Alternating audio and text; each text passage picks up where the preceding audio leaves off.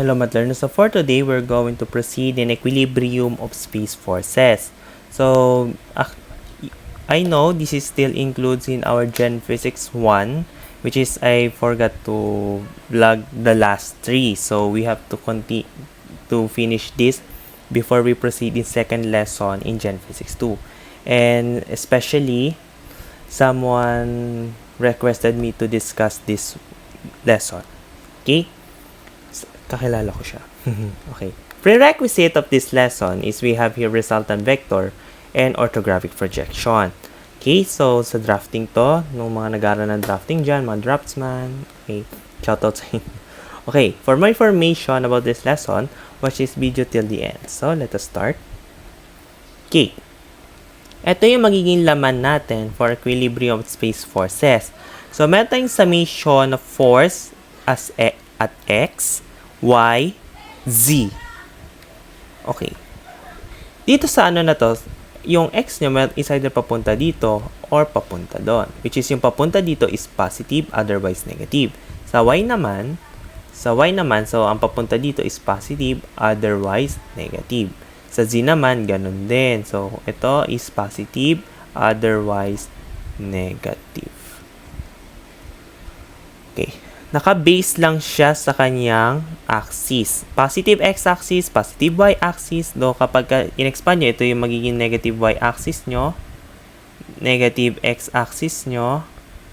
And this is your negative z-axis.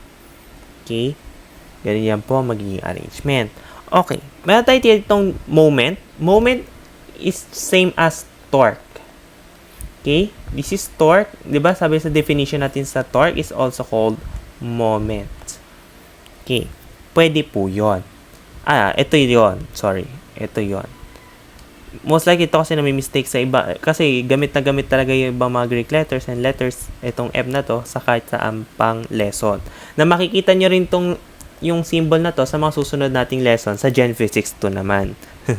Malalaman natin. Okay. Ngayon, paano nagwo-work tong moment at x-axis? Ang makakapagpa-rotate lang dyan, hindi yung kapwa force sa x. It's either force sa y at force sa z. So, how does that work? Alisin ko na to. Okay. Itong y na to, yung ano niya sa y, then kapag ni-rotate nyo to, magkakaroon kayo ng counterclockwise direction. Diba? Sa z naman, halimbawa kapag ito naman, itong tumulak dyan, ang magkakaroon siya ng rotation clockwise naman. Ngayon, ganun lang. So, this is force at z, force at y. Ito naman, paano magkakaroon ng rotation dito sa y? E di yung x, magkakaroon ng rotation dyan.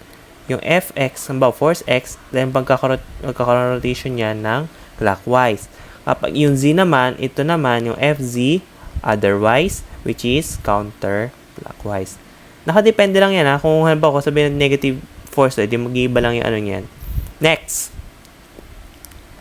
Ang inanad sa moment, clockwise, positive ha. Okay, next.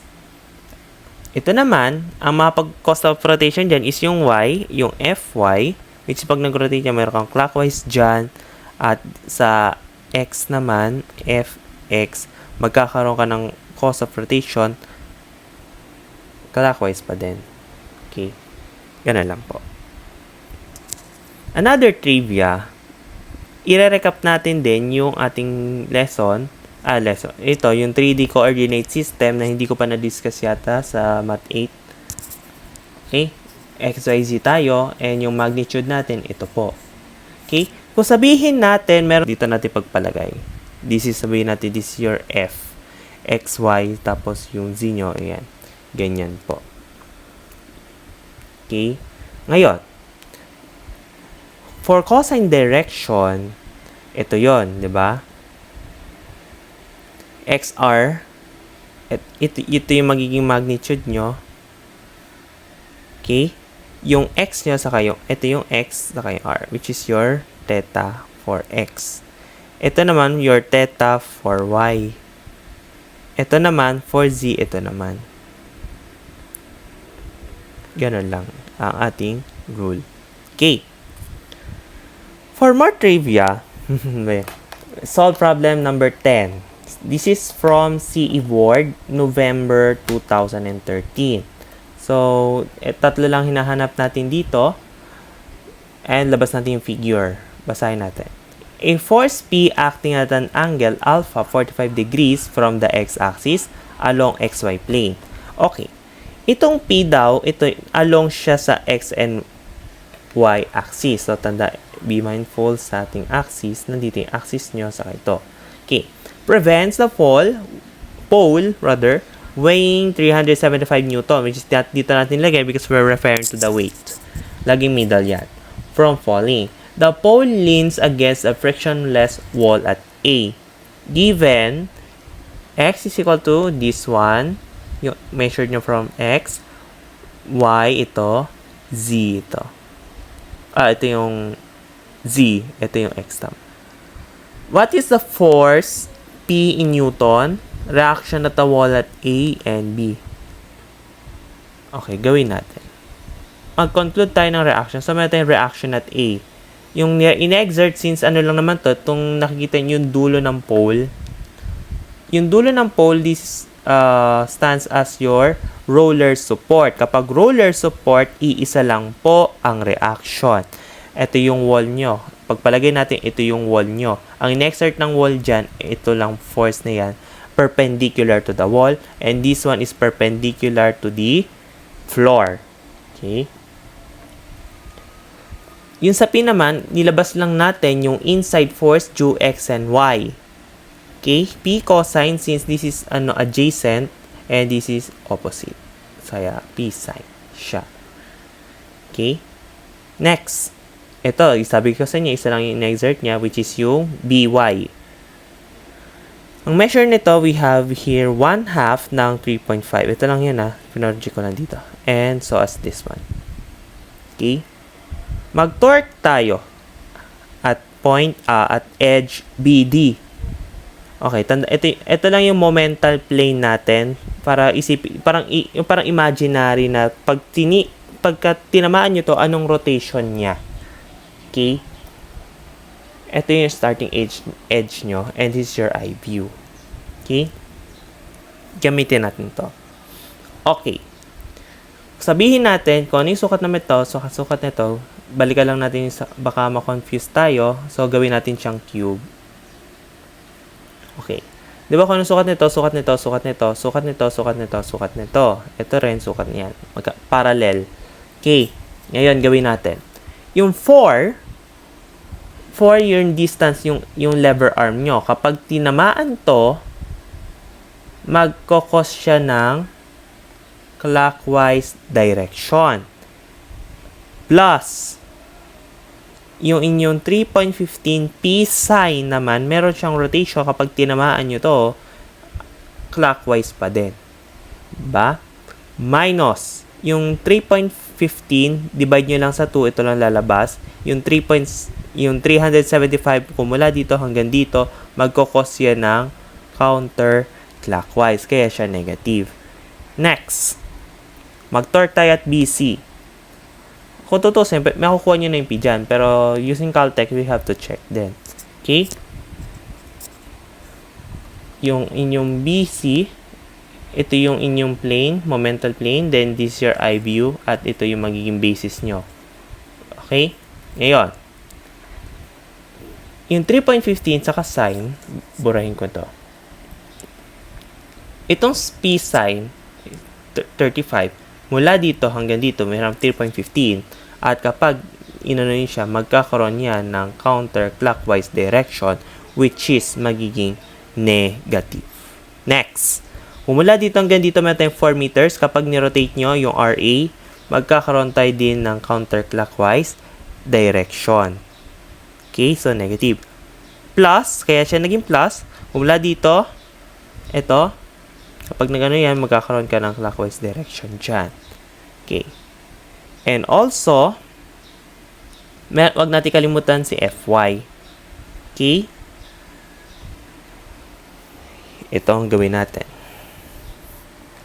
Meron tayong P sine 45 plus By minus 375 equals 0. Ito lang naman yung y nyo. ito, saka ito. Para isahan siya, gamitan natin siya ng Caltech Mode 5.2.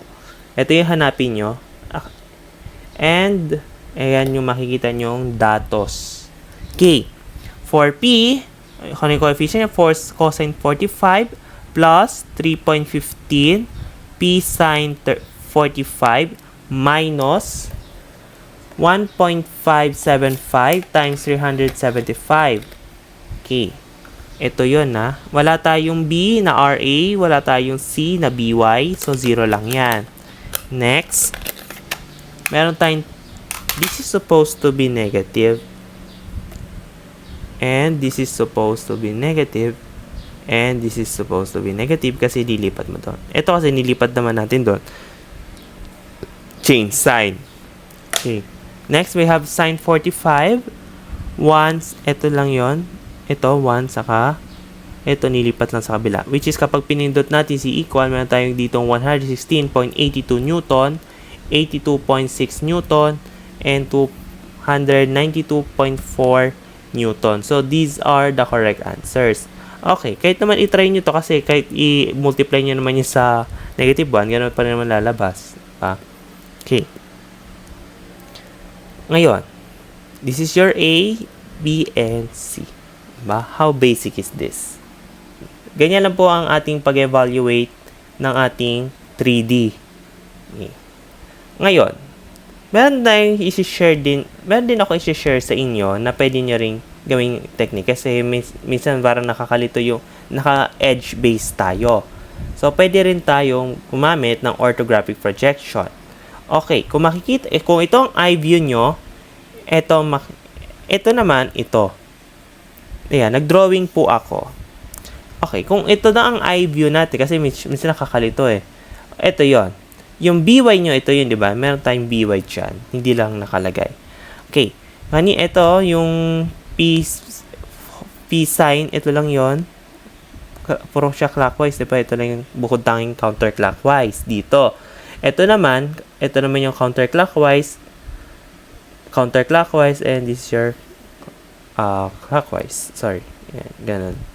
Ganun lang po ang pag-evaluate nitong mga to. Okay, for next video, we are going to proceed in surface loads. So, stay tuned, math learners, and see you in my next videos.